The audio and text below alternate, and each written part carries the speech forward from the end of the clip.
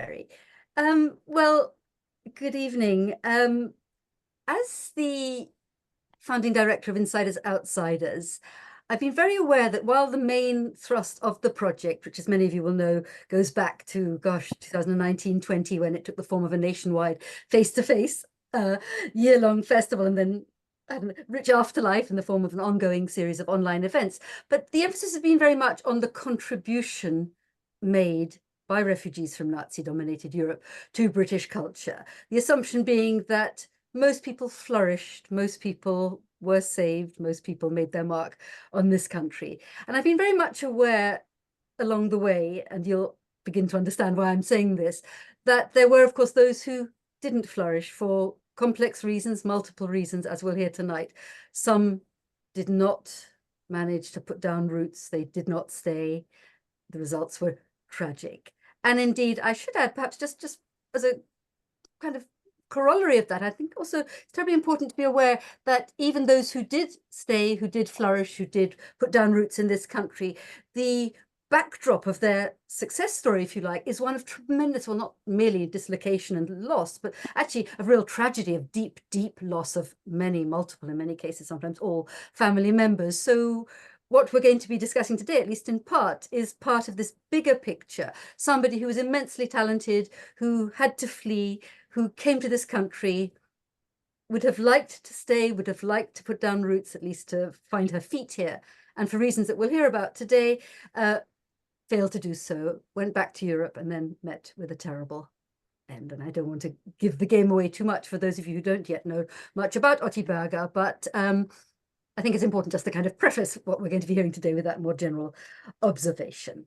I've been intrigued and truly interested in Otti Berger's story, and indeed, of course, also her work for a long time. And I would like to just mention that it was already in 2021 that Judith gave a lovely talk about what was then, I think, still sort of quite embryonic researches, or not embryonic, but at least not as far advanced as they are now, about her work on Otti Berger, the textile designer. And Tanya was also there very much, I think, at the beginning, Tanya, of your researches on Otti Berger's life in England. So I, for one, am absolutely fascinated now. Now the book is a reality, and we'll hear more about that. But also your researches have progressed so much. Very, very interested to hear about, what you have discovered since 2021. Sorry, I'm being distracted by people being let in.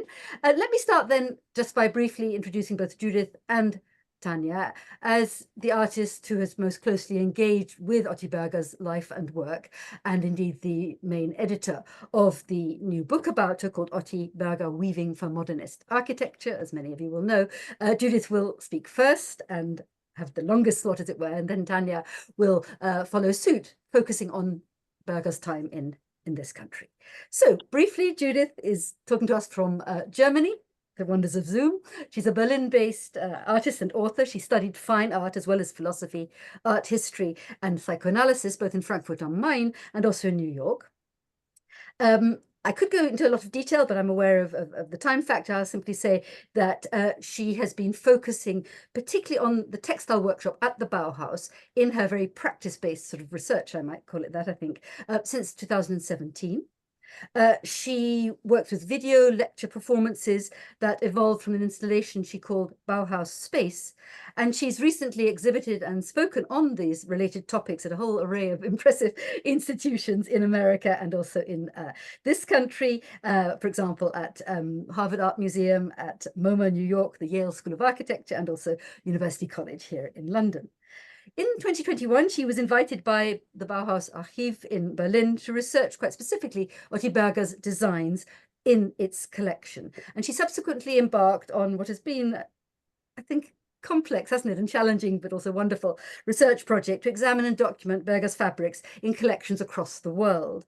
As a result of this detailed research, an extensive monograph, as I've mentioned, on Berger's life and textile oeuvre, which Raum has edited for the Bauhaus archive, has just been published by Hatje Cantz in, I think they're based in Amsterdam. Am I right? Yeah. And Berlin.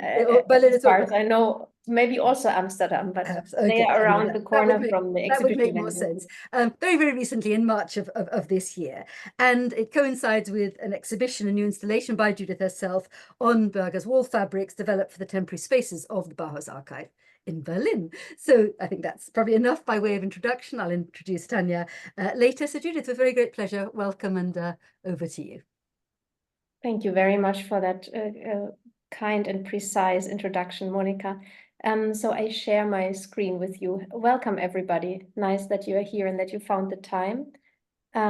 Wait, I need to press the green button and then share my screen. And then should start the full image. Okay. Does it work? Can you see the title? I can see the title. This is the problem you had before, isn't it, Judith? It's gone straight to the black, the title slide. Do you see the next slide? Yeah. Yeah, I think it works fine. I meant to start with the title. Oh, fine. Yeah. Okay. Good. Okay, so I start.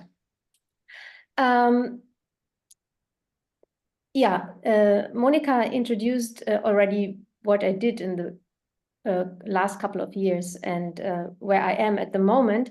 What you are missing in Berlin right now, and maybe you will have a chance to see it, it will still be running until August 24th. So until the end of August, for anybody who comes to Germany, please come to Berlin to the temporary Bauhaus archive and have a look.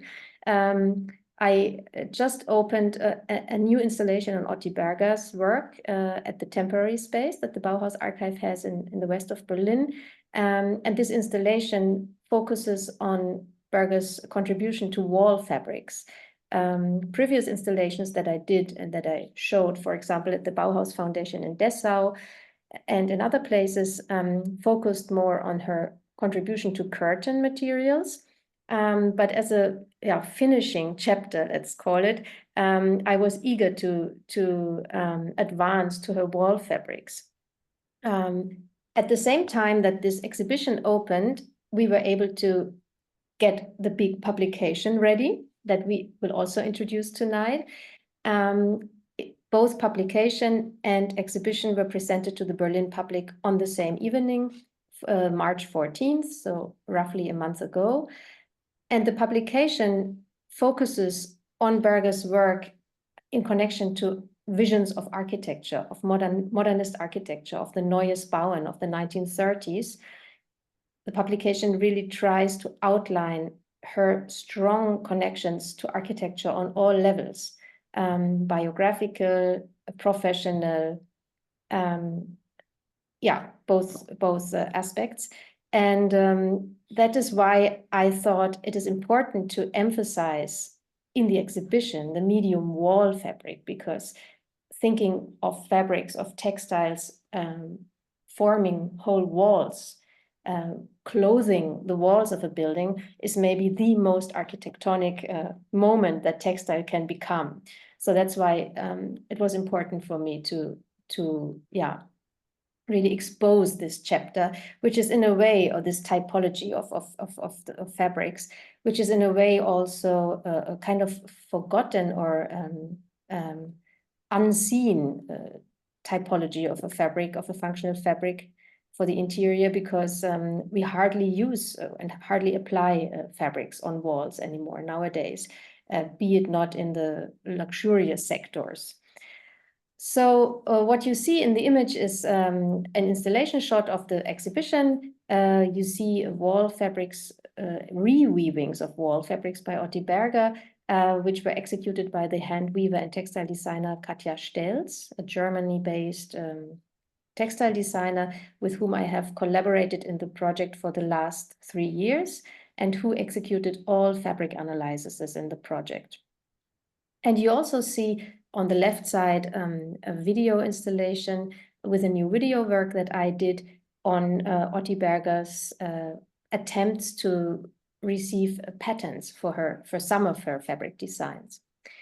On the top floor, there is a ground floor and a kind of a larger balcony area in this rather small exhibition space. There is all kinds of context material exhibited, which I will show you in a second. And here again, a view on down from the balcony on one of the wall fabrics on display. You can see its silver shimmer, its silver shine here in a detail.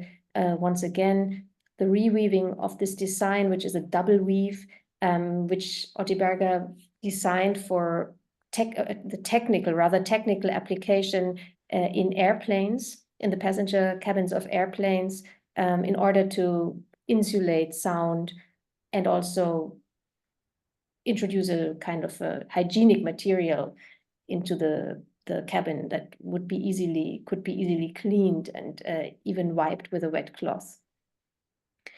The front layer, the top layer, is made of ribbon material with the cellulose basis, not strictly cellophane. They called it visca ribbon at the time. Visca was a brand name for a certain kind of cellulose-based ribbon production.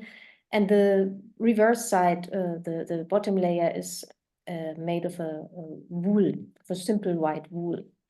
The original sample for that fabric, for that large reweaving that Katja Stelz executed, she executed more than 6 meters of it. The original sample is held by the Museum for Gestaltung in Zurich, Museum for Design in Zurich, and is only approximately 5 by 5 centimeters big. So it's a really tiny piece that we, brought back into real life and big dimensions again. Mm. And here's an image of the top floor of this balcony, where I have a large table all along one of the walls with a display of different materials. Here you see the chapter on the way in which these reweavings, the new weavings in the exhibition, came into being. There's a documentation of Katja Stelz's work on her hand loom. There's also small samples that she executed, testing samples that people can touch. And there's microscopic images from analyzers under the microscope, which I commissioned in order to be sure about certain ribbons and yarn materials that Berger used. We do not have any documentation whether this exact material that we have on display in the show got really, was applied in an actual airplane, in a passenger airplane in the 30s. I was in contact with several specialists on the history of aircraft and air travel, and it showed to be rather difficult to find information about which kind of textiles were applied at the time. Ultimately, I decided to illustrate this chapter on wall fabrics and specifically wall fabrics designed for the application in modern means of transportation with this image of the interior of a passenger cabin of a Junkers, of a airplane of German production. You will know that Junkers, this company, was based in Dessau. So yeah, it is probable that we can assume that Otti Berger might have approached this company, or there were existing contacts to that producer. We know from a letter to Oskar Schlemmer from 1933 that one of her designs was indeed applied in one aircraft. She writes to him that in German, she says, einer meiner Stoffe wurde ja in einem Flugzeug verbaut. So we have the one sentence that gives us this information that indeed one of her fabrics found its way into an airplane, but the information which airplane that was and which company it was is missing. So we can only guess how her fabrics, we can only imagine how her fabrics might have looked like in such an interior. That is also one of the elements that I tried, one of these moments, or this kind of suggestive moments that I try to evoke with my installations by commissioning these large-scale reweavings of fabrics that you ultimately are in the position to imagine what the spatial impact of these designs would have been in a certain lighting, stretched plane, in this case, in the case of a wall fabric. In the case of curtain fabrics, of course, I show it in drapes, or I show the difference between a heavy material and a very light and translucent material. But in the case of the wall fabrics, the taut the plain quality, the stretched quality was in the foreground. The video work is also interesting. I think you can see it online. You can find it online if you search for my name and under Temporary Bauhaus Archive. The English title is Inventive Step. The German title is Erfindungshöhe. So the kind of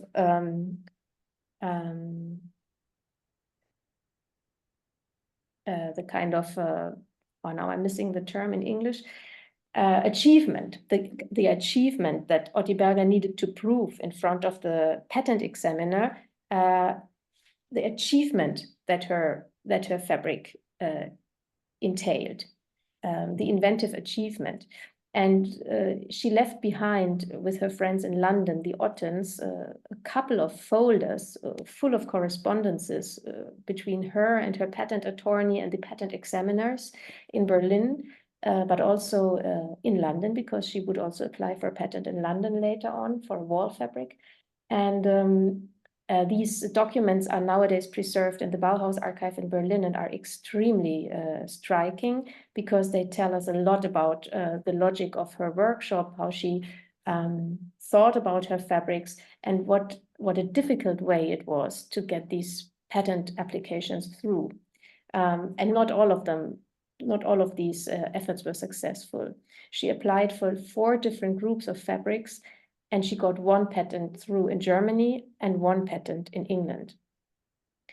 The wall fabrics that I have on display in the exhibition and that the video reflects on were not approved patent worthy in Germany, but for one of them she received the patent in England ultimately in 1937, and in the still that I'm showing you see the patent specification, the document that she received from her London lawyers while she was already in London. Yeah, and I mentioned it in the beginning, the big double event, the opening of the exhibition and the publication, the presentation of the book we have worked on for 3 years, happened the same night. 2 weeks ago, we had another book presentation, a separate book presentation again. Tanya Harrod was our guest, and as well as Juliet Kinchin.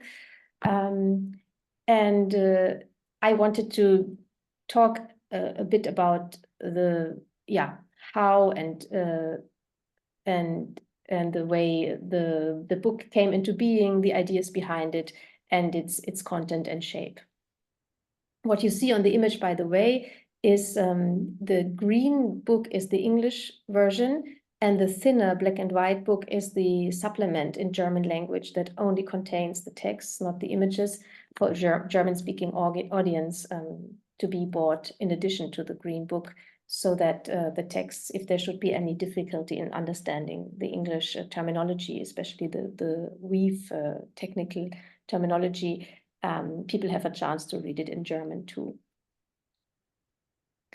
This is the cover of the book, front and back cover. We decided if you will hold it in your hands in the original, which I can highly recommend. It's really a tactile experience, and it came out very beautifully because we decided to use linen for the green part and a very glossy, smooth material for the left part, where you see the detail of this wall fabric design by Berger. So there is already on the outside of the book this tactile contrast that she liked to highlight in her fabrics as well. Smooth material as opposed to natural, dull materials, itchy materials as opposed to very flexible, glossy materials, and so on. The design, the graphic design, was executed by Jakob Kirch from the office Lamm & Kirch in Leipzig, a wonderful graphic designer with whom I had a very deep and fruitful cooperation. And the photographs taken for the book were taken by the photographer Uta Neumann, a Berlin-based artist and photographer. I will also say a bit about our intense cooperation on photographing the fabrics in a moment.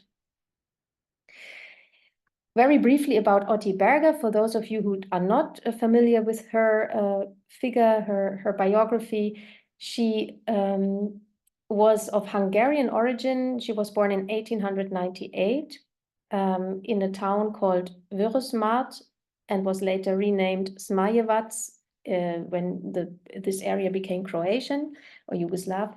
And she then studied in Zagreb, went to school in Vienna. That's where she learned German. She studied in Zagreb at the High School for Applied Arts and Design. And then in 1926 came to Germany because of a hearing problem. Initially, she had some surgery in Germany and obviously had heard of the Bauhaus.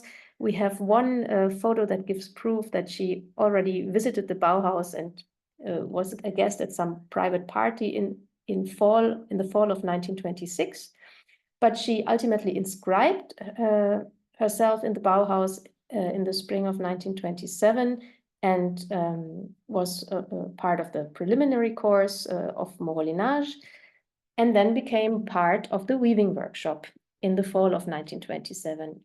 She studied in the weaving workshop under Gunther Stölzel from 1927 to 1930 and did her diploma in 1930. Right from the start, there is documents saying that she was a very talented and highly appreciated student, and she was soon given special tasks and responsibilities by Gunther Stölzel. When Gunther Stölzel was pregnant and was on leave of absence, both Annie Albers and Otti Berger substituted her in the weaving workshop. And when Gunther Stölzel ultimately had to leave because of for political reasons, you all know about these the racism and political aggression she faced at the Bauhaus. Otti Berger was there to take over the directorship on an interim basis.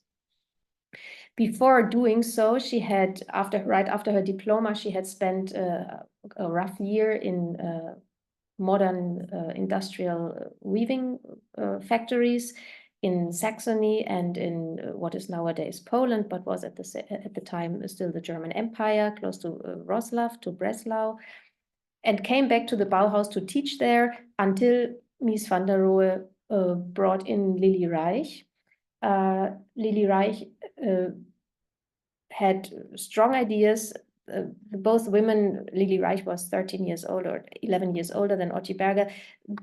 It seems that both women did not get along super well. Lili Reich soon began with a collection of woven curtain materials that was supposed to be edited or published together with the wallpapers that the Bauhaus Dessau produced at the time.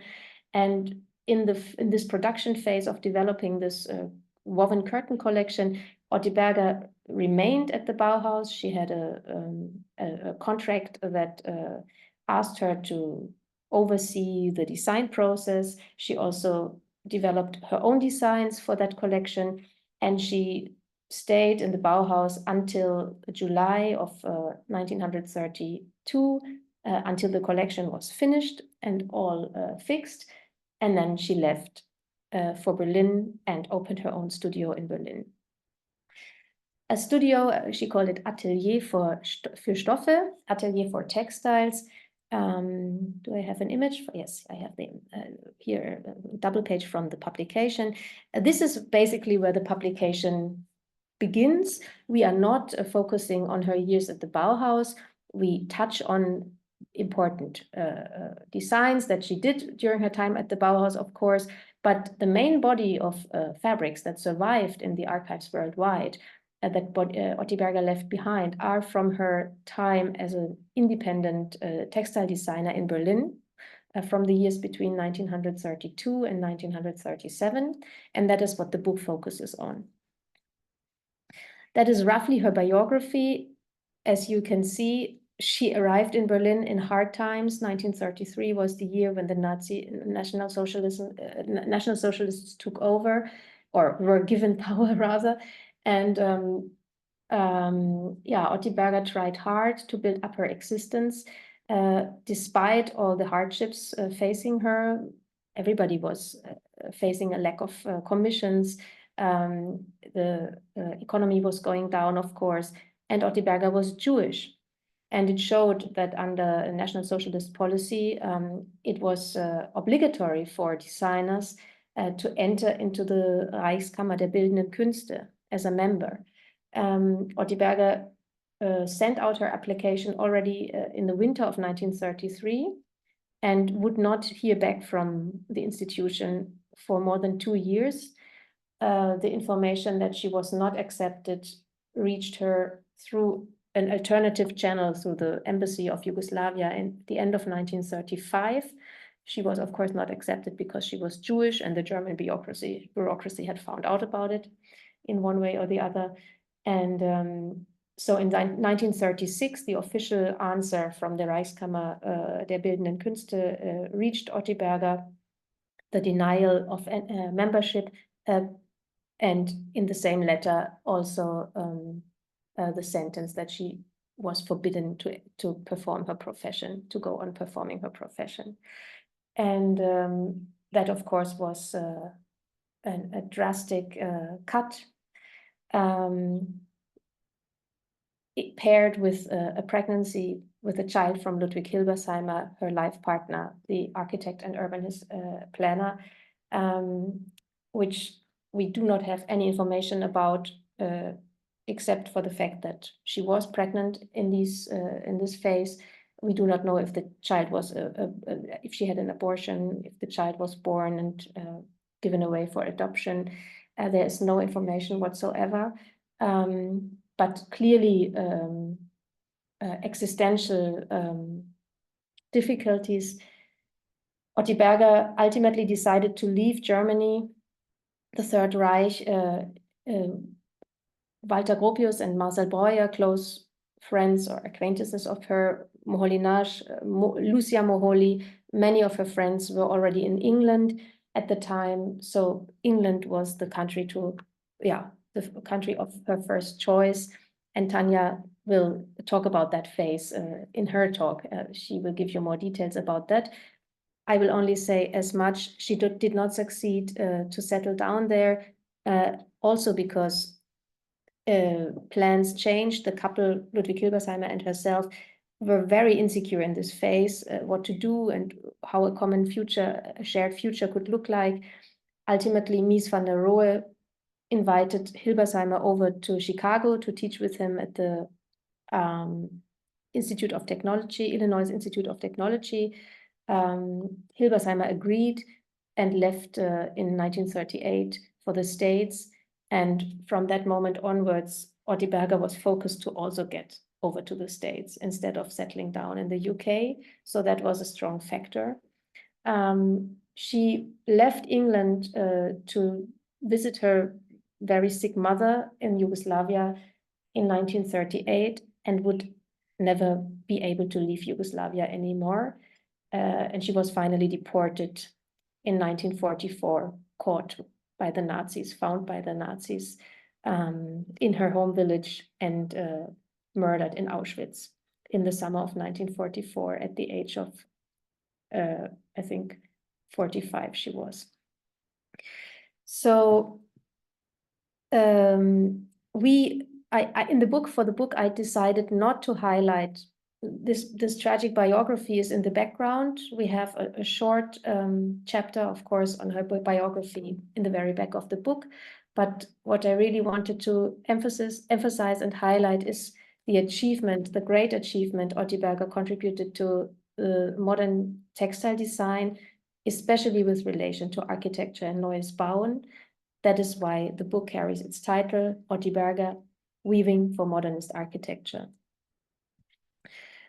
Oh, and now I think my thing is sleeping. Okay, I do it by hand. So a brief view for you into the table of content. On the left side, if you go down, you see the chapters on the fabrics, on the individual fabric typologies, such as upholstery, wall fabric, or on the right side, curtain fabric, daybed covers, and so on. were written by me. They are richly illustrated. We have more than almost 500 illustrations in the book. And the insights I give on the individual designs are based on the intensive dialogues I had with Hatje Cantz, with the hand weaver I collaborated in the project. We traveled through collections worldwide together, had all the fabrics that I'm talking about in the book in our hands, looked at them under the microscope and under the magnifying glass, and deciphered the weave constructions and discussed questions why Otti Berger chose for that solution, for that weave construction, for this yarn, for that yarn. It was a wonderful and intense exchange, and it led to this kind of very technical chapters. And then in between, there are contributions by co-authors, such as Juliet Kinchin on textiles with relation to architecture. She talks about the Werkbund movement and how fairs and didactic exhibitions at the time promoted ideas and brought consumers, designers, and producers together. We have insight into the chemistry, the chemical industry of the time, which is important because Otti Berger was so keen on using latest novelties of the yarn industry. We have Tanya Harrod, who is talking about that crucial moment, the years 36 to 38 in England. And we ultimately have a chapter on the provenance questions concerning Otti Berger's estate and on her relationship with Ludwig Hilbersheimer. Last but not least, there is a fabric index, which is, I should move this a bit. There is a fabric index where all information that we were able to extract from the samples we looked at is given, for example, the quality of the yarns, the colors, the weave construction. So this extends a regular information on fabrics that would only point out a size and an inventory number. I think Tanya will also elaborate on this. And here you see us, Hatje Cantz and myself, bent over original curtain material, in this case by Otti Berger. It's the one and only curtain that survived from Hans Scharoun's famous house Schminke in Löbau in Saxony, for which Otti Berger executed several fabrics. And you see how we use the magnifying glass. Katja has needles in her hand to open thread connections carefully and understand how things are constructed. We would also, that was a big privilege, be allowed to touch things without gloves. So we were really able to feel the quality of fabrics, which enabled us to attribute their function, because in most cases, Otti Berger did not pin down information about the function, the intended function of the fabric samples, and the museums do not have correct records. Often it's quite the opposite. The records are false because at the time when 1,000 samples arrived or 800 samples arrived, there was simply no capacity to look at them in detail and with technical specialization. And so a group of 500 fabrics were simply given the name curtain material without a further look. And that is, of course, very irritating when you approach the materials and it's handed over to you and it has a wrong attribution. So that was one of the big tasks that we faced, trying to figure out the original intention, functional intention behind the fabrics. So here you can also see how we, of course, tried to examine the fabrics, trying to gain all kinds of information that we could gain. How does it behave when moved? Is it flexible or stiff? How does it behave when held against the light, as the situation would be at a window when the sun shines through the window, and so on. We would, of course, try to distinguish and identify yarn materials, very hard at times. Here you see a very fine ribbon. You see the tip of the needle in relation to the width of the ribbon.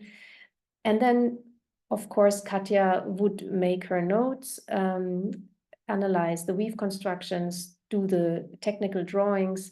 And with this precious knowledge, we would leave the archives. This kind of, here you see, by the way, Katja's finger on the original, that was the original sample for the reweaving I showed in the beginning. That's the size of it in Zurich, in the Museum for Design. So yeah, the collection of these informations, of course, were fundamental to be in the position of doing these reweavings. Otherwise, we would have never been able to work as exact as we wanted to.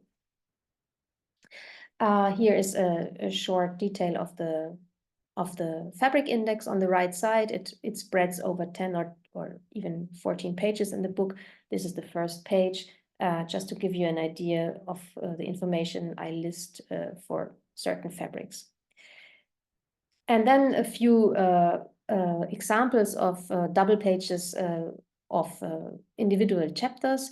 In this case, the chapter on upholstery fabrics, which is for me, apart from the wall fabrics, maybe the most important one, because it contains information about Otti Berger's wonderful design for the Shriver company, a fabric made out of artificial horsehair, which I will show you in a moment. But just to understand, so we have a mixture of color photographs that we took in the archive. And again, I did this in collaboration with Uta Neumann, who traveled with Katja Stelz and myself. And after Katja Stelz and me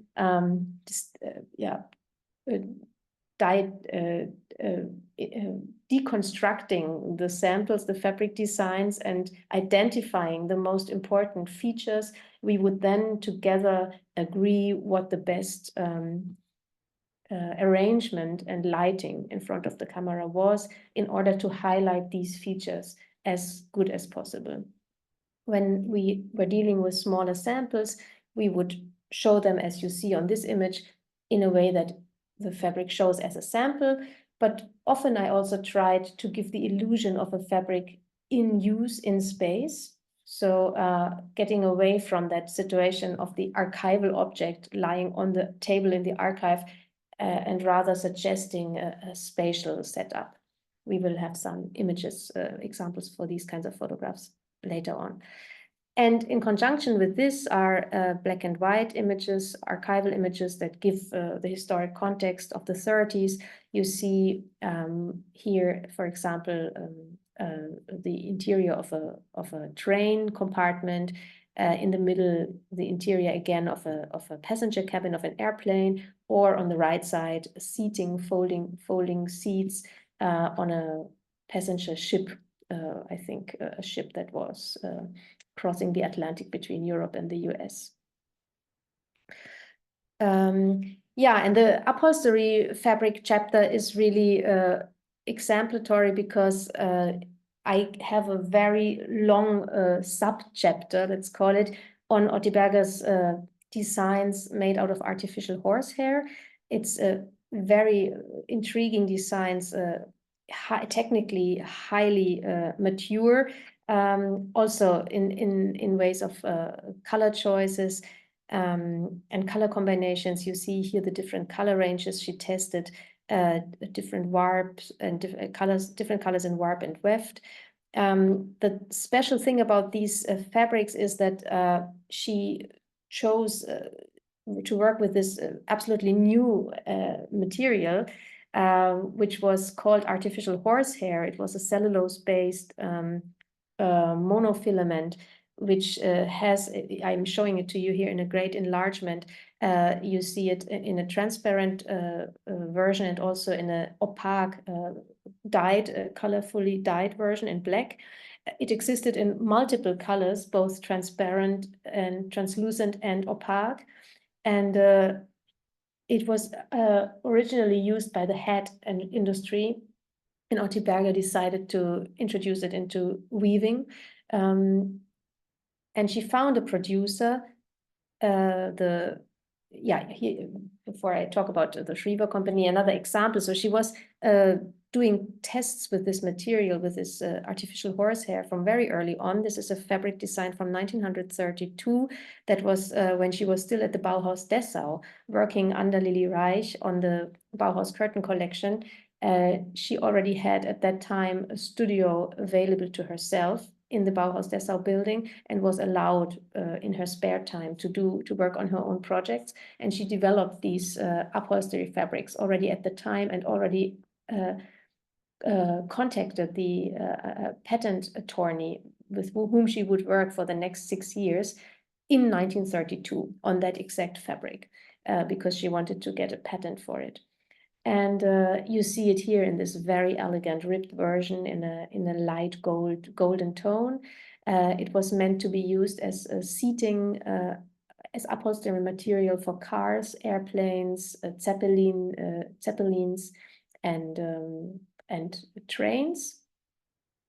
And she had it in a smooth version and in a ribbed version, and found in 1936 a producer to produce it, called the Rosshaar-Weberei Shriver, the horsehair weaver Shriver, close to Dresden in Saxony, who produced a great variety of her designs. Here you see a page of the pattern book that the company published, in this case striped designs in beautiful colors, but we also have pages with her smooth design, and atlas weave construction. The colors in this case are less adventurous than the color range tests she executed herself. I think they opted, I mean, still strong colors, of course, but the combination of different colors in warp and weft was unfortunately given up for the pattern book. And she also tried, which I find very striking, multicolored versions, both stripes and checkerboard patterns, which are very strong when you see them in original, and which of course correspond to certain fashions of the time. I didn't pick a picture now with a checkerboard pattern, but strong color combinations and strong geometrical patterns were very fashionable in the 30s, as you might all know. And yeah, that's what she was proposing too for the interiors of these means of transportation. The book, what is definitely also interesting is the chapter on carpeting. I'm only showing one image or two images here briefly. What is important to know is that, and what you see on the left side here, is that Otti Berger was, well, her work was really appreciated by her by her colleagues. When Walter Gropius and Herbert Bayer, together with Ise Gropius, curated the Bauhaus 1919 to 1928 exhibition at the MoMA in New York, that was in 1938. Otti Berger was in London at the time when they began organizing for the show. They illustrated the final chapter of the book, titled The Spreading of the Bauhaus Idea, with 4 images of Otti Berger fabrics, one of them being a carpeting material. You see the image above here in this shot in this page of the catalog, and you see the original photograph executed by Ernst Nipkow, a Berlin-based photographer whom Otti Berger highly trusted. And I found this the last remaining sample of exactly that material in the collection of the Harvard Art Museum, in the Busch-Reisinger Museum, a beautiful black design with a zigzag, with an expressive zigzag pattern, a zigzag twill. It has a reverse side made of wool, so it was really meant to soften the steps. It was meant to insulate sound, of course, and give a warming feeling. All of these features wool would, of course, be able to serve. And yeah, So again, the chapters, you see this second double page of the wall of the carpeting chapter. These chapters are built up in a way that I show designs by Otti Berger and explain them in the text, but I also show where she came from. Here, for example, flooring materials in Mies van der Rohe's Director House in Dessau, implemented by Lili Reich.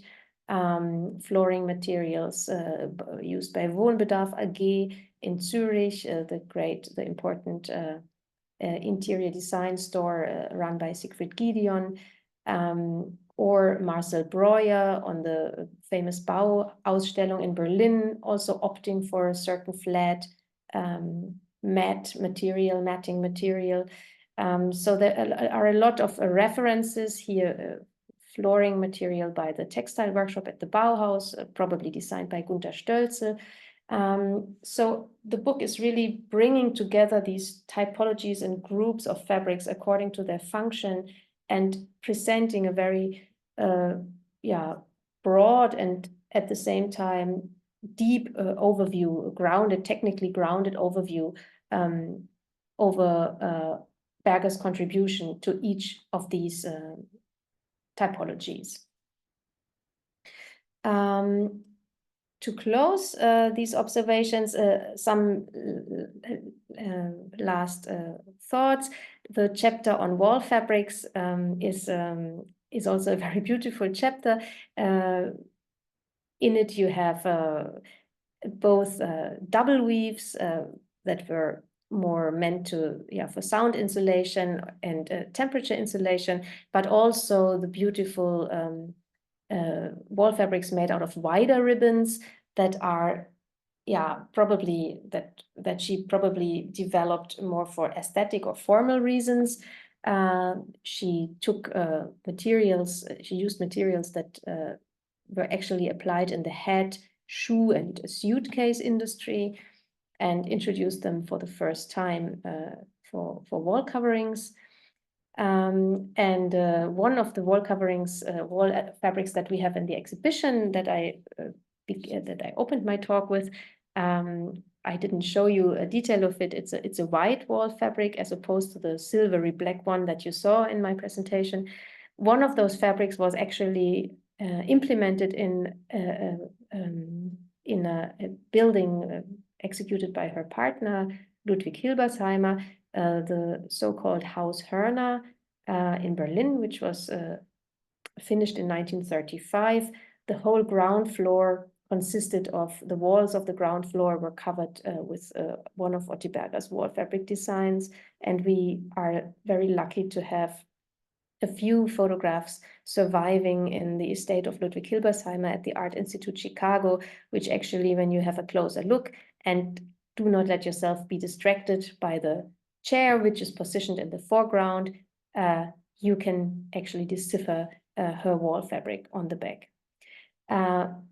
I am pretty sure that the chair actually is an example for a chair that covers her artificial horsehair upholstery fabric. So it might have this setup with a chair in front of this wall, might have been set up on purpose the way it was, maybe to show a combination of upholstery fabric and wall fabric.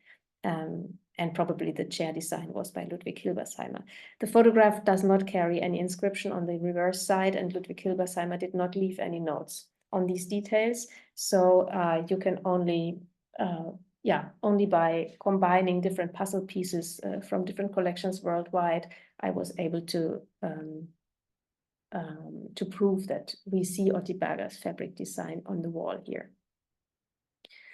And another example of weaving for modernist architecture is Otti Berger's wonderful contributions, textile contributions to Hans Scharoun's Haus Schminke, which I mentioned earlier. On this wonderful photograph, you see all of the curtain materials different materials, by the way, at least three, we know of at least three very different materials. In this picture, all drawn close during nighttime, probably with the lights on, with these spectacular lamp designs. and the large sofa in the corner, which also carried an upholstery fabric design by Otti Berger, formulating three-dimensional straight thin lines, which you would see if you were zooming into the picture now, which I can't do. Yeah, and then we also, of course, have Otti Berger as a thinker in the book. She did not only execute fabrics for modern architecture for the Neues Bauen, she also thought about that relationship actively and left behind texts and teaching drafts, which are very explicit about her stake on the topic. And the book contains a selection of her most important texts on the medium textile. Yeah, and to end my talk, I am showing you 2 double pages of the contextualizing chapters. Judith Kinchin's contribution begins with a beautiful cover image of the Prague-based magazine Aka. And Tanya's contribution begins with this impressive newspaper clipping, Tanya, that you found as part of your research, and I'm sure you will talk about it in detail yourself, which is actually the picture, the picture that shows Otti Berger at the latest age that survived so far. Who knows, maybe something else will appear in the upcoming future, but we have Otti Berger here in the year 1938. It's the last photograph of her that we know, and she is standing on a hand loom testing designs. Where and what exactly, Tanya will say in a moment. Thank you very much. I will be happy to answer your questions later on. Thank you so much, Judith. As expected, that was absolutely fascinating. So it's now my great pleasure. Let me just, Tanya, would you like to unmute yourself and also put your camera on? And I'm going to spotlight you. Very good. Good. So time rushes on, sadly. So I'm going to keep the introduction to Tanya very brief. But as many of you will know, she's an extremely well-respected design historian based in this country. She's the author of The Crafts in Britain in the 20th Century, a sort of a standard and seminal text. She's the founding co-director of the Journal of Modern Craft. Her last book was The Last Sane Man, a book on the potter Michael Cardew and his context. And more recently still, The Real Thing, Essays on Making in the Modern World, a lovely title. Also a book on Leonard Rosaman, Craft is the title of one of the books, yes. And then Humankind, Ruskin, Spear, Class, Culture and Art in 20th Century Britain. And she's currently, and I'm very intrigued by this, she's a senior research fellow at the Paul Mellon Centre, writing a double life of Rolf and Margaret Gardner. I have to say, almost in passing, that Margaret Gardner is a very fascinating, because I think when you're ready, Tanya, a talk on Margaret Gardner would be most pertinent, because she was played a significant role in actually helping and supporting refugees who came to the UK. Lovely. So if, Judith, I'm just going to unspotlight you and hand over to Tanya. Now, Tanya had some technical issues, so Tanya, I will now screen share, yeah? And hold on a second, and you'll tell me when to move the images on. Give me a minute. There we go. Hold on a second. We resume slides. There we go. Can everybody, yes, is that all good? Great, that's great. Well, it's wonderful to be here and lovely to hear Judith talking about this wonderful book. If we could have the first slide. This is just a little snap of a poem about Otti Berger by Karl Otten, a German emigre who settled in London. Poet who befriended Otti, and this is just the first 2 verses. I'd be interested to discover your thoughts on this poem, which I found rather moving. But first, I want to make a little detour. Back in 2019, at the end of January, before everything changed, before our various lockdowns, before we discovered Zoom, I gave a paper about Annie Albers and modernist textiles at a conference organized to coincide with the end of the Annie Albers show, which traveled to Tate Modern from Dusseldorf.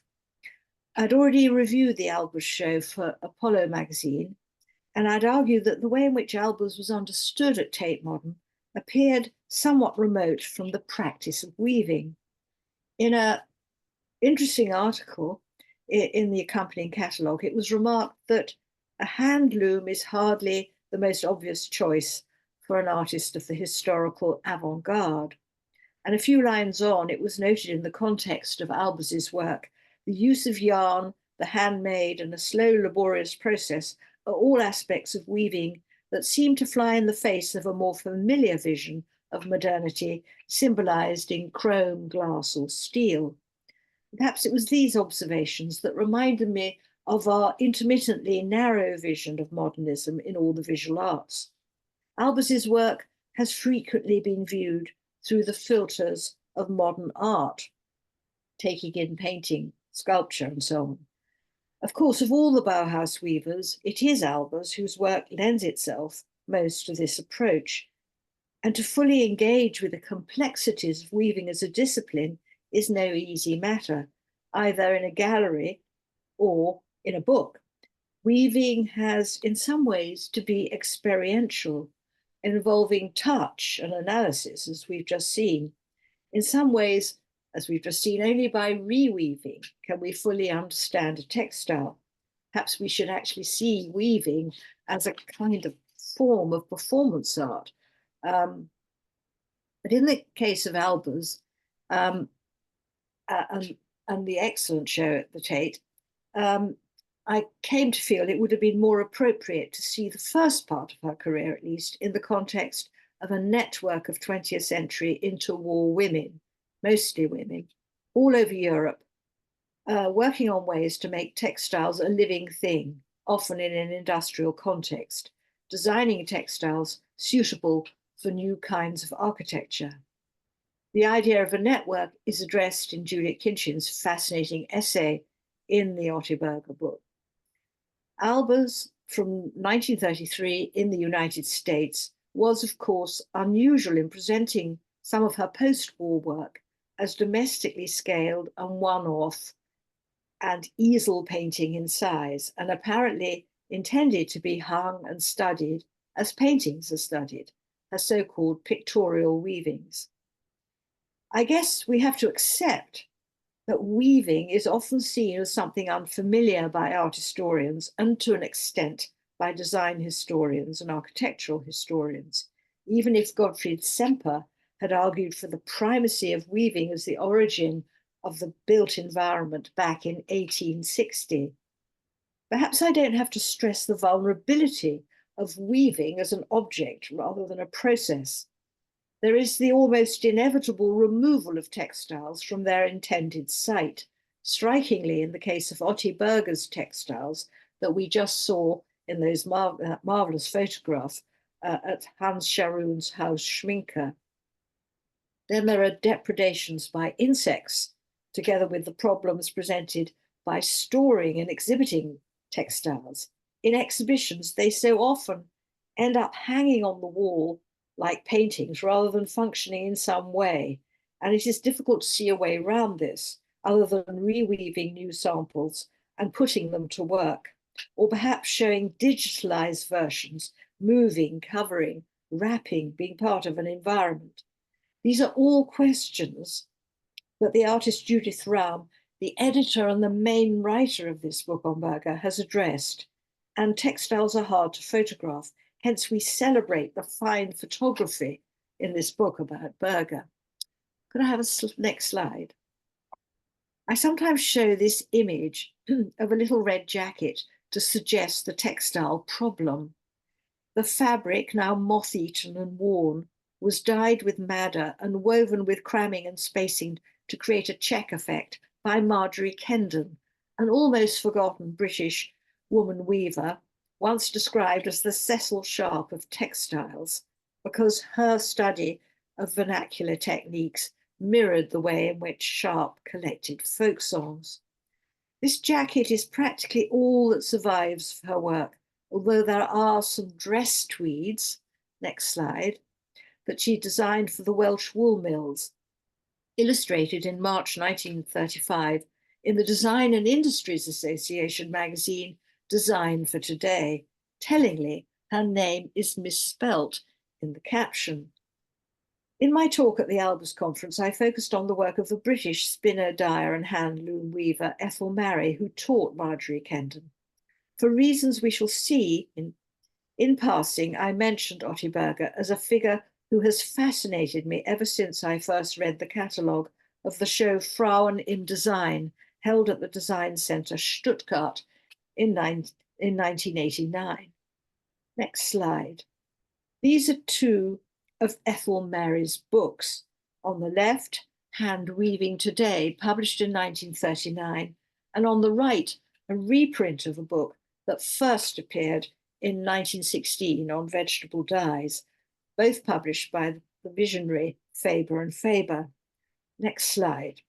Here are early examples of Mary's work from the 1920s, characterized by bold color and yarn textures, plain weave with crammed weft stripes. Next slide. And here, more complex weaves with more experimental wefts, though still essentially plain weaving. But Mary became committed to working with modern architects by the late 1930s, as her book Hand Weaving Today reveals. It was an ambition only realized post-war by her pupils. Next slide. Figures like Hilary Bourne. Here are her curtains for the Royal Festival Hall, 1951. Here we have modern cloth in a modern setting using vegetable dyes and hand woven by Bourne. What we have here is British craft modernism. In 1939, war having been declared, Mary was busy translating Otti Berger's remarkable text, Stoffe im Raum. We have the next slide. The manuscript now preserved in the Craft Study Centre at Farnham. Ethel Mary had wanted to help Otti Berger when she arrived in the United Kingdom in 1937. Her recognition of Berger's importance stands as a kind of tragic footnote to Berger's fortunes in the UK. Berger was perhaps never to totally appreciate that in the UK there was a textile avant-garde rooted in the craft world. What I'm leading up to is that later in this 2019 Annie Albers conference came a talk about Otti Berger given by Judith Raum. For me personally, Judith's talk, a talk given by an artist, actually almost as a performance piece and an accompanying film, offered weaverly scholarship at a new level, partly because Judith had read so much and looked so hard, but also because she brought to the subject a profound understanding of the technical processes involved. It was a very moving experience for me, unforgettable. At that point, I had no idea that Judith Raum was planning to go deeper still. In fact, to write the book that we're celebrating today, Otti Berger, Weaving for Modernist Architecture, of which I've made a small, essentially biographical contribution. Next slide. One thing, and it may seem a small thing, that greatly struck me when I first read this marvelous book was the fabric index, which Judith has already mentioned. On the right, we see, it's at the back of this book, and it lists all the fabrics pictured in the book, accompanied by detailed technical notes. As you can see, they are extensive. I couldn't help comparing this invaluable fabric index with the perfectly acceptable exhibition list printed in the Tate Modern Annie Albers book on the left. The latter does no more than suggest the yarns used, which is the way in which the Joseph and Annie Albers Foundation catalogues Annie Albers's work. By contrast, Weaving for Modernist Architecture identifies the yarns used for the warp and for the weft, and also describes in much detail as possible the type of weave employed. This depth of understanding is greatly enlarged on in the text, but the fabric index is the solid bedrock. I'd go so far as to assert that the book we're discussing this evening is one of the first on the subject of 20th century progressive textile that takes the craft and design of weaving seriously, which is not a how-to-do-it manual nor a technical textbook for the weaving industry. The depth of weaverly understanding is remarkable, aided, of course, by Judith Raum's constant discussions with working weavers, above all with Hatje Cantz. I can't help reflecting on the art world's relatively new interest in textile, with exhibitions like Tate Britain's 2022 Madlena Abanakovic, Centre Pompidou's 2018 Sheila Hicks, and the Museum of Fine Art Houston's 2020 Olga de Amaral, to name but a few. Here the convention seems to be to row back on technique, on craft, perhaps for fear of undermining the new fine art status being accorded these artists. Does detail matter? I think it does. Weaving is a language of great beauty and complexity, and to understand its possibilities, it's necessary to respond to its vocabulary, however hesitantly, or to seek assistance from someone who can help one understand its myriad possibilities. What's so moving and inspiring is that Judith, as an artist immersed in the art world, realizes the importance of this level of understanding qua textiles. Visual art's tendency to only embrace the ocular amongst the proximity senses works against textile. There are, after all kinds of ways of diving deep into a painting. In fact, regarding textiles, this is not just a present-day art world problem.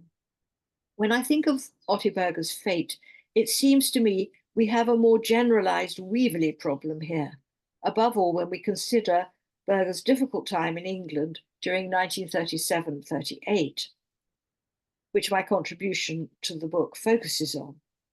Among the eminent but rivalrous figures within the émigré community passing through London in the 30s, and among the very small number of British individuals committed to modernism, very few understood the technicalities of weaving or design for industrial weaving. As Otti Berger wrote sadly to the brilliant museum director, her friend Alexander Dorner from London in 1938, "Dear Dorner, I didn't go to see the people whose address you gave me. I cannot do that. I cannot speak English, and even if one or other spoke German, what should we talk about? I have no name. Nobody knows what to do with me. I have written to Garbo. He didn't even bother to reply. Samuel, I do know.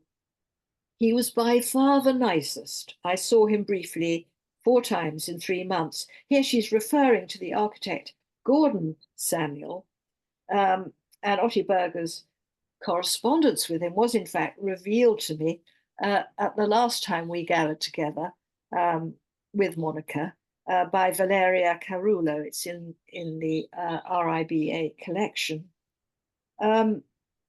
Samuel introduced me to Chemaev, Serge Chemaev, another architect. But for them, I am the weaver. Dolphy in Breslau, do you know him? He has expressed it much more pleasantly, our little weaver.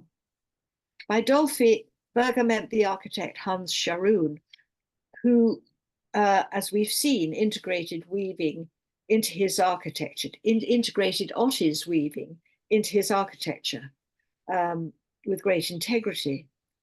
But researching Otti Berger's story at the English end, the real appreciation came from figures within the weaving industry. First up is Marianne Straub, the head designer at Helios, and her attitude to Otti Berger's gifts. Can we have a slide? These are my photographs of 4 sample books of designs by Otti Berger, done during her very brief spell in the summer of 1938 at Helios. These are all at the Whitworth Art Gallery. First, Ascot, 4 reversible colorways of this twill. utterly sort of glowing, extraordinary colours here. Next slide. Here are two books of samples. The top, Burdown, a jacquard woven design, which was produced in an astonishing range of colorways with subtle permutations. And below we see Eldrig, a subtle weave using a boucle thread in the weft yarn. And another slide. Finally, Windsor, another reversible twill created in numerous colorways of great richness. And in her book, Judith illustrates some still more adventurous samples of twills for Helios. I don't know whether you can see these, which are now in the Bush Reisinger Museum. However, Marion Straub's attitude to Berger's achievements was somewhat negative. This may surprise her admirers, of which I'm one, but we have the testimony of the late Kathleen Fleetwood, the very young woman detailed to be Otti Berger's assistant at Helios during the month or so that Berger worked there, while Marion Straub and Ethel Mary toured Scandinavia and Germany in the summer of 1938. Working with Otti Berger was an illuminating experience for Fleetwood, transforming her understanding of weave design. However, Kathleen Fleetwood was subsequently made aware that Marion Straub was annoyed upon her return. Straub felt that Fleetwood had gone above and beyond what had been asked of her in assisting Otti Berger. Fleetwood also recalled that there were a few designs that Otti Berger had produced in her last few days at Helios that were left in a drawer because Straub felt they were not fit for purpose. In the mid-80s, Marion Straub was interviewed by Christian Volsdorf of the Bauhaus archive. Straub recalled that Berger had developed just 3 designs, and she said the decorative fabrics had small patterns and were a bit limp. Schroff is the German word that Straub used. They were neither appropriate curtain materials nor suitable as upholstery fabrics. They were a bit between the two and consequently didn't sell very well. What we learn from Kathleen Fleetwood and from Straub's words to Volsdorf is puzzling. In fact, in a short time span, Otti Berger designed at least 8 striking fabrics, more if we take into account her reversible fabrics, while initiating a very different and bolder yarn color palette. But I think we can see Straub's negativity as a kind of flattery. She seemed to feel threatened by Berger's gifts. Next slide, please. By contrast, there was the unreserved admiration of Sir Thomas Barlow, of the firm Barlow and Jones, of which Helios was a subsidiary. Here, from his letter, she is, I think, one of the most gifted weavers at present living. He goes on, she has also the misfortune to be rather deaf, but as a weaver, she is extraordinarily gifted. He's writing actually to Max Nicholson, asking him to send the letter on to Leonard Elmhurst in the hopes that Otti Berger would find a job at Dartington Hall. In fact, that doesn't seem like the right place for her. And finally, we have the testimony of the good people of Manchester and Bolton, towns steeped in textiles. Next slide. They understood too, giving Berger star billing in a local newspaper, calling her a girl. She was, in fact, then aged 40, was a little backward, but there's no doubting the enthusiasm of the interview conducted with the help of the director of Helios, Felix Lowenstein, translating. This press cutting was kept by Kathleen Fleetwood, Berger's assistant at Helios, a real girl of 17 for the rest of Fleetwood's life. I think That tells us something too. Why did Berger not flourish in the United Kingdom? At the very helpful online meeting held last year, no, not last year, 3 years ago, organized by Monica, it was suggested if Berger had a difficult time, other emigres had succeeded in Britain's textile community. Tibor Reich, Jacqueline Groeg, and Margaret Leichner's names were all mentioned. On reflection, I think only Leichner is directly comparable. Tibor Reich studied in the UK at Leeds University. Next slide. And his career began properly after the war. Next slide. Jacqueline Groeg was a designer for printed textiles, arriving from Vienna with her architect husband Jacques. Her career also got going after the war, while Jacques had some very useful connections in London from the start. Margaret Leichner, a fellow former Bauhaus student, next slide, seems the best comparison. And perhaps it is significant that Leichner settled in Manchester and took a job with the relatively obscure Team Valley Weaving Industries in Gateshead. There you see a little card for that firm, where she would doubtless have set aside the kind of radical work we see on this 1931 cover of Bauhaus Zeitschrift für Gestaltung. The historian Anne Sudrow is working on Leichner and could tell us perhaps more about how Leichner built up her successful career. But Leichner seems to have been content to go in at a lower level to establish herself. Next slide. Here's a fabric designed by her for R. Gregg and Company of Stockport of 1949.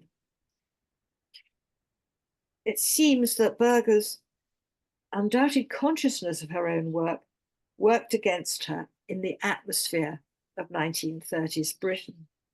Perhaps we can leave the last word with another emigre, Nicholas Pevsner.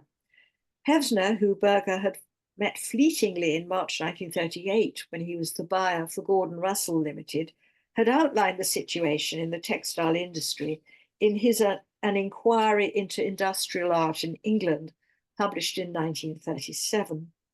Pevsner noted the poor weaving equipment in British art schools. He only found power looms in technical colleges, not colleges of art.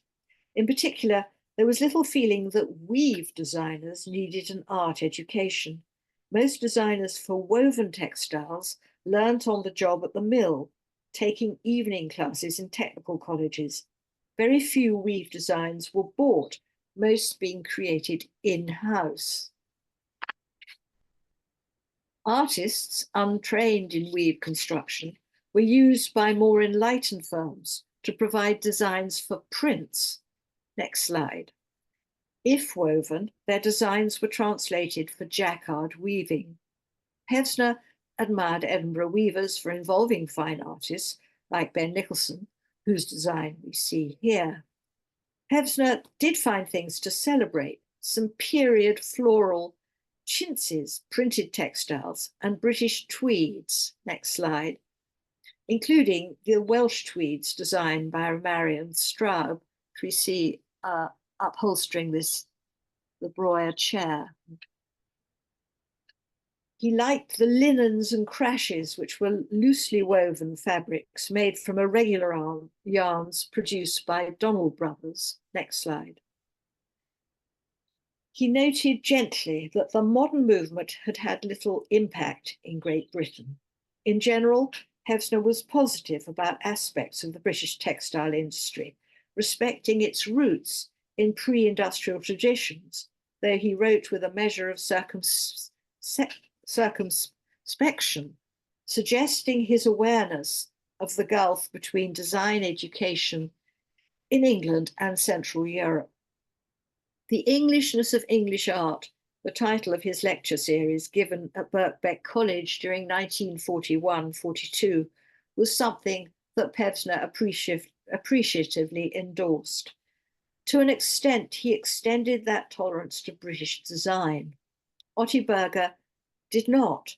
She wrote sadly to her friend, the Prague artist and textile designer Slava Vondrakova, "We moderns thought we were so important, especially within the monastery walls of the Bauhaus. In England, she found that the whole modern thing is for snobs. They connect with things we already overcame, with cubism, exactly what we fought so hard against, formalism. In that respect, I'm very pessimistic." There's much truth in Berger's identification of the elite, narrow nature of modernism in England. It's revealing that practically all the figures in sympathy with the modern movement in the UK were at Walter Gropius's farewell dinner. For Berger, a woman of the political left, this was unacceptable. So true was a lack of directness in business matters that she experienced, and that appeared unforgivably to be mirrored by appeasement towards Nazi Germany in the political sphere during 1938. Had Berger remained in England, perhaps some of the answers might have been found in utopian craft. By the end of the 30s, the hand weaver Ethel Mary was beginning to understand the importance of the Bauhaus weavers, appreciating in particular Otti Berger's powerful theoretical writing. As we've seen in December 1939, war having been declared, Mary was translating Berger's Stoffe im Raum, a remarkable essay, asking Marianne Straub for advice on technical terms used by Berger. And poignantly, in September 1938, before Otti Berger realized she would never again leave Croatia of her own free will, Berger began to take spinning lessons from a local woman, discovering from her father that her grandmother had been a famous practitioner of the craft. Two worlds were becoming aligned, but were torn comprehensively apart by war. Final slide.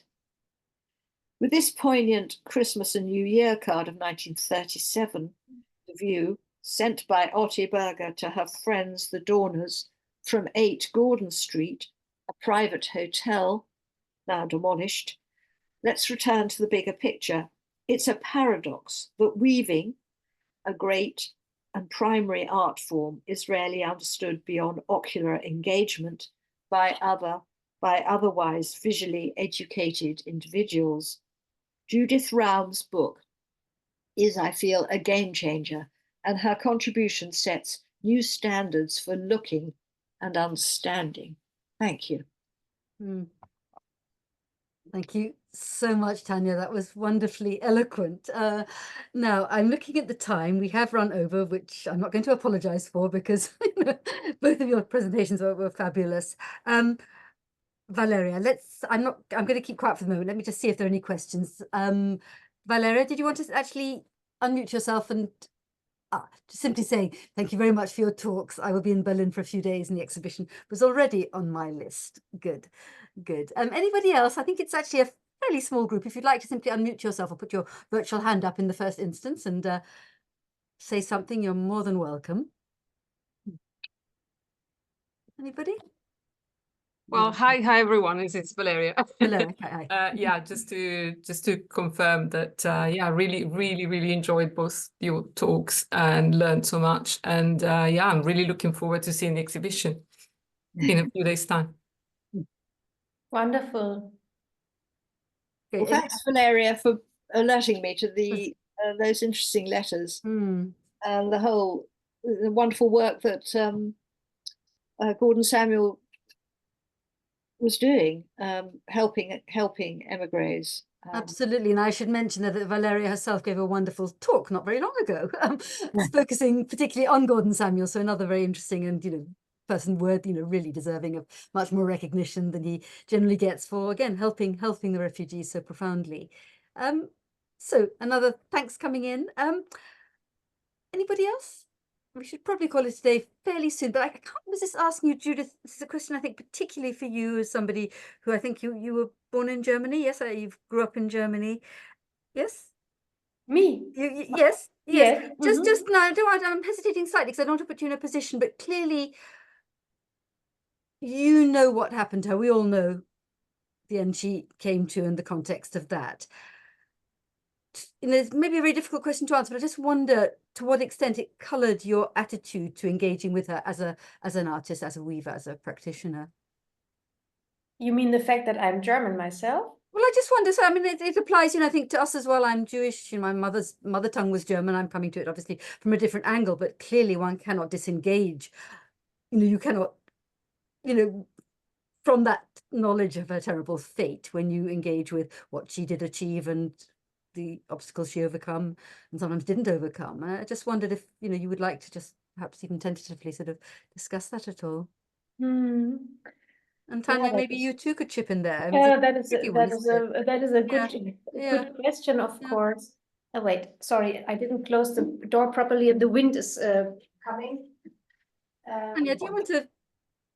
Do you have any thoughts? Well, you know, the story with me is it's a bit more complicated maybe, because in my own work, the things I worked on before were even further back in history, in German history. In my previous projects, artistic projects, I have looked at the 19th century and the period of the First World War, and German colonialism or economic colonialism in the Ottoman Empire, and interest that the Deutsche Bank had in nowadays Turkey, and German jihad, and all kinds of weird things taking place around 1900 to 1914-18. And so for me, it was at the beginning, so let me answer the other way around. When I entered into this subject matter of the Bauhaus weaving workshop, looking at these fabrics, I was not a textile specialist. I was not a Bauhaus specialist. I was simply the visual artist and author that I am, with really no special training on Bauhaus history and design history.